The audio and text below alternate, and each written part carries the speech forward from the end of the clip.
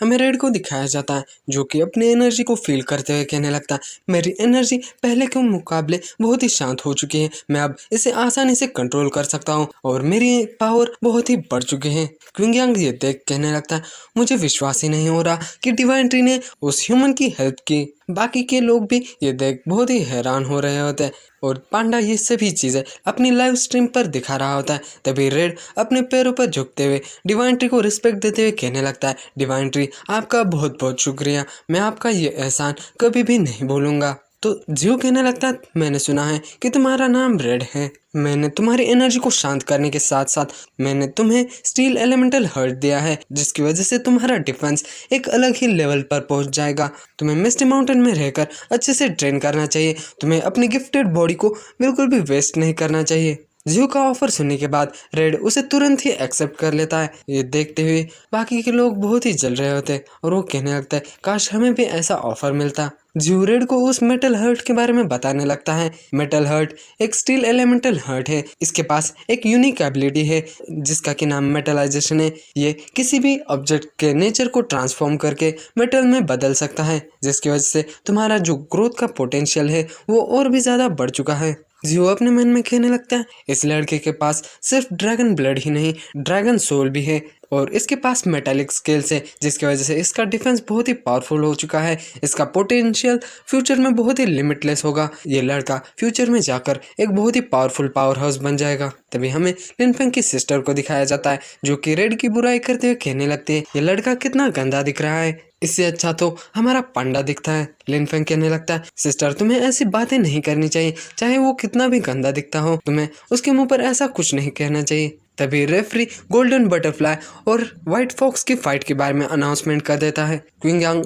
उन दोनों की बैटल की अनाउंसमेंट देख कहने लगता है, तो ये फाइनल बैटल होने वाला है, ये इस टूर्नामेंट का आखिरी मैच होगा, इस मैच के बाद लाइट एलिमेंटल फ्रूट कौन पाएगा ये पता चल जाएगा। तभी हमें व्हाइट फॉक्स को दिखाया जाता है जो गोल्डन बटरफ्लाई के सामने आते हुए कहने लगती है, मैं इस फाइट को फॉरफिट करती हूँ, मतलब इस फाइट को नहीं करूंगी। व्हाइट फॉक्स कहने लगते हैं, डिवाइन ट्री अगर हमारी फाइट में इंटरफियर नहीं करते तो मुझे नहीं पता कि ये ह्यूमन जीतता है या मैं, इसलिए मुझे ऐसा लगता है कि इस फाइट का विनर गोल्डन बटरफ्लाई को ही होना चाहिए। ये सुनने के बाद रेफरी अनाउंस करते हुए कहने लगता है, पॉइंट्स को देखा जाए तो गोल्डन बटरफ्लाई के पास सबसे ज़्यादा पॉइंट है, इसकी वजह से फर्स्ट प्लेस गोल्डन बटरफ्लाई को दी जाती है और इसी के साथ जो लाइट एलिमेंटल फ्रूट है उसकी ओनरशिप गोल्डन बटरफ्लाई को मिल जाती है। हमें गोल्डन बटरफ्लाई को दिखाया जाता है जो कि बहुत ही खुश हो रही होते, वो कहने लगती, फाइनली मैं इस कंपटीशन को जीत गई, मुझे बिल्कुल भी नहीं लगा था कि मैं इस कंपटीशन में फर्स्ट रैंक को अचीव कर पाऊंगी।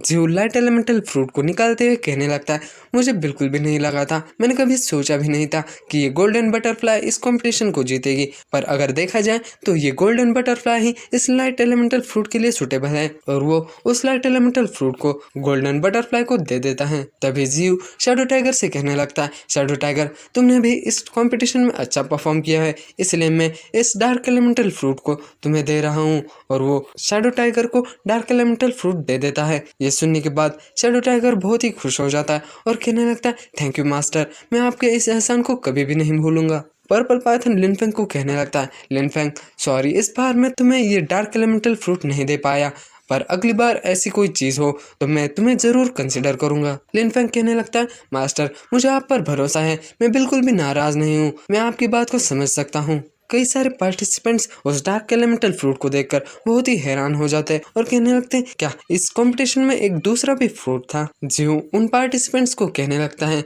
जो पार्टिसिपेंट्स इस कंपटीशन में जीत नहीं पाए उनको उतना नाराज़ होने की कोई ज़रूरत नहीं है, क्योंकि फ्यूचर में हमारे ऐसे कई सारे कॉम्पिटिशन्स होंगे, इसलिए तुम्हें घर वापस जाकर अपने स्किल्स को और भी ज़्यादा ट्रेन करना चाहिए। पर एक बात याद रखना कि मिस्टी माउंटेन पर स्ट्रॉन्ग लोगों के लिए ही जगह है, यहाँ कमज़ोरों के लिए कोई भी जगह नहीं है। जियो की ये बात सुनने के बाद कई सारे बेस्ट रोर करने लगते हैं, इसका मतलब वो जियो की बात से सहमत होते हैं। उसके बाद कंपटीशन के सब जो भी पार्टिसिपेंट्स थे वो मिस्टी माउंटेन से चले गए। मिस्टी माउंटेन पर अभी के लिए सिर्फ 108 रैंकिंग में जो बीस्ट आए थे, बीस्ट और ह्यूमंस आए थे, वही बचे थे। जियो ने उन सभी पार्टिसिपेंट्स को उनकी रैंकिंग के हिसाब से उन्हें रिवॉर्ड दिया और जो इंजर्ड थे उन्हें स्पिरिट पूल में रिकवर होने का चांस भी दिया। तभी हमारा सीन रेड के ऊपर आ जाता है, जो कि स्पिरिट पूल में रिकवर होने लगता है। वो कहने लगता है, मैंने अपने कभी सपने में भी नहीं सोचा था कि मैं इस लेजेंडरी स्पिरिट पूल के बारे में, जिसके बारे में मैंने सिर्फ सुना है, उसके अंदर में रिकवर कर पाऊंगा। तभी हमारा सीन शिफ्ट होकर एंट्स के नेस्ट में आ जाता है। हमें वहाँ पर गोल्डन एंट को दिखाया जाता है।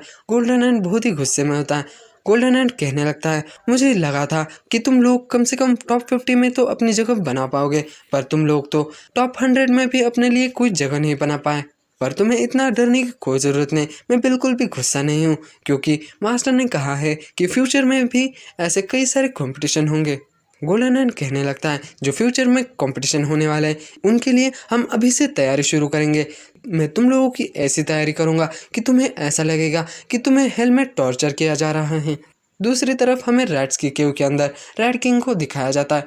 रैट किंग शर्माते हुए कहने लगता है, मुझे पता नहीं था कि लाइट एलिमेंटल एक फ्रूट है। दूसरी तरफ हमें पांडा को दिखाया जाता है, जो कि अपने भाई से फ़ोन पर बात कर रहा होता है। वो अपने भाई को बहाने बनाते हुए कहने लगता है, भाई मेरी बात तो सुनो, मुझे पहले एक्सप्लेन तो करने दो। मैंने तुमसे जो 1000 बैम्बू शूट्स का वादा किया था वो मैं जल्द से जल्द पूरा करूँगा, मुझे सिर्फ थोड़ा समय दो। और ऐसे ही मिस्टी माउंटेन के दिन गुजर रहे थे, तभी हमारा सीन शिफ्ट होकर वर्ल्ड की डेप्थ्स में आ जाता है। हमें वहाँ पर जियो को दिखाया जाता है। वो अपनी एक स्किल को यूज़ करने लगता है, जिसका कि नाम विलो लीफ है। उस स्किल की पावर इतनी ज़्यादा होती है कि उसके सामने का वर्ड ही उस अटैक की वजह से डिस्ट्रॉय होने लगता है। जियो कहने लगता है, इस लीफ ब्लेड में मैंने जब से स्टील एलिमेंट को इम्ब्यू किया है तब से ये बहुत ही पावरफुल हो चुका है। जियो पहले से ज़्यादा एनर्जी को गैदर करते हुए एक और फ्लाइंग लीफ मार देता है, जिसकी वजह से 2 स्लैश मार देता है। वो 2 स्लैश आगे जाकर 4 में, 4 से वो 8, 8 से और ज़्यादा बन जाते हैं और वो उस पूरे वर्ल्ड को ही पूरी तरह से डिस्ट्रॉय करने लगते हैं। ये देख जियो भी डरने लगता है और कहने लगता है, मुझे इसे वापस बिल्कुल भी नहीं इस्तेमाल करना चाहिए। अगर मैं इसे एक और बार इस्तेमाल कर दूंगा तो ये पूरी तरह से इस वर्ड को ही तोड़ देगा। तभी जियो वर्ड की रिकवरी स्पीड को देखकर थोड़ा हैरान हो जाता है और कहने लगता है, मुझे लगा नहीं था कि वर्ड अपने आप को इतनी तेज़ी से रिकवर कर सकता है। जियो अपने मन में सोचते हुए कहने लगता है, पर मुझे अपनी स्किल की पावर को कंट्रोल करना होगा। अगर मैं इस स्किल को कभी इस्तेमाल कर देता हूँ तो मैं अपने वर्ल्ड को ही डिस्ट्रॉय कर दूंगा। हमें जियो को दिखाया जाता है, जो कि वर्ल्ड में अपनी स्किल्स की प्रैक्टिस कर रहा होता है और वो खुश होते हुए कहने लगता है, फाइनली मैं सक्सेसफुल हो गया। वो कहने लगता है, मैं अपने विलोली फ्लाइंग ब्लेड इस स्किल की ट्रैजेक्टरी और पावर को ठीक से कंट्रोल कर सकता हूँ। मैं अपनी मेंटल स्ट्रेंथ से इसकी ट्रैजेक्टरी मतलब डायरेक्शन को कंट्रोल कर सकता हूँ, जिसकी वजह से इस स्किल की पावर और भी ज़्यादा बढ़ चुके हैं।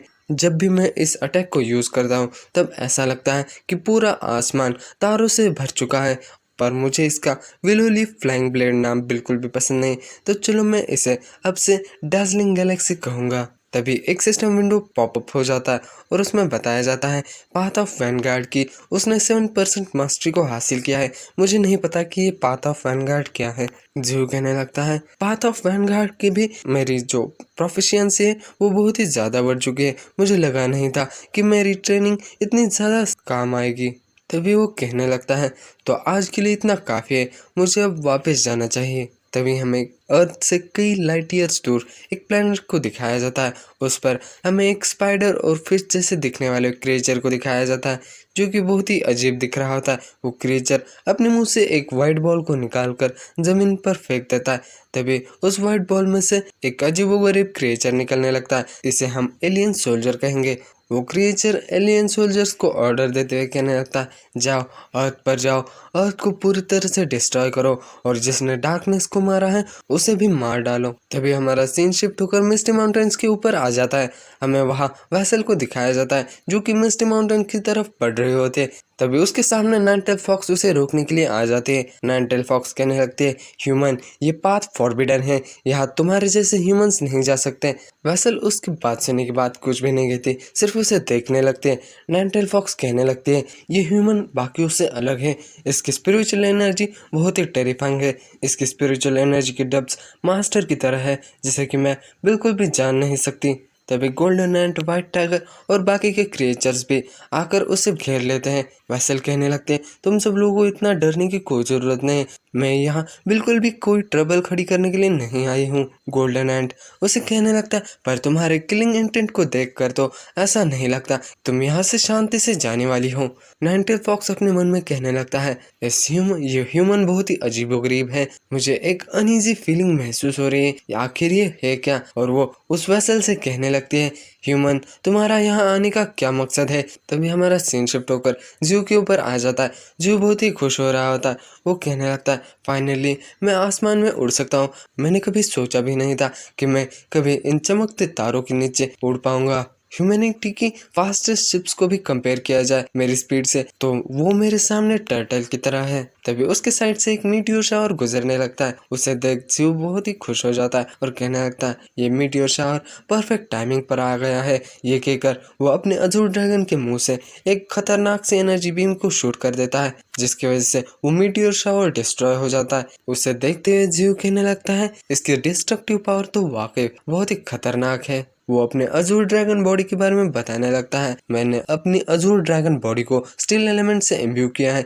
जिसकी वजह से इसका डिफेंस और भी ज्यादा बढ़ चुका है। अब अर्थ पर कोई भी ऐसा क्रिएचर नहीं है जो कि मेरी डिफेंस की बराबरी कर सके। अब मैं एलिमेंटल अटैक्स को भी एब्जॉर्ब करके उन्हें अपनी स्ट्रेंथ में कन्वर्ट कर सकता हूँ। तभी हमें अजूर ड्रैगन के क्लॉज के अंदर दो बॉल्स को दिखाया जाता है। एक ग्रीन बॉल होती है, वो ट्रिकोर होती है, जिसके अंदर बहुत ही ज्यादा अमाउंट में लाइफ फोर्स है। जो दूसरी व्हाइट बॉल है उसका नाम स्टील कोर है, जो कि लाइफ को एक अनडाइंग मेटल में कन्वर्ट कर सकते हैं। जियो का अटैक, डिफेंस और एबिलिटीज पहले से अलग ही लेवल पर है, वो पहले से बहुत ही स्ट्रांग हो चुका है। तभी हमें अर्थ पर का सीन दिखाया जाता है, वो एलियन सोल्जर्स वॉइड को तोड़ते हुए अर्थ पर आ जाते हैं। तो अगले एपिसोड में क्या होगा तो जानना है तो प्लीज सब्सक्राइब करो। और मुझे कॉलेज के बहुत ही काम है, इसलिए मैं वीडियो नहीं ला पा रहा, प्लीज समझ लो। इस महीने में ऐसा होगा, अगले महीने से मैं रेगुलर डालूंगा।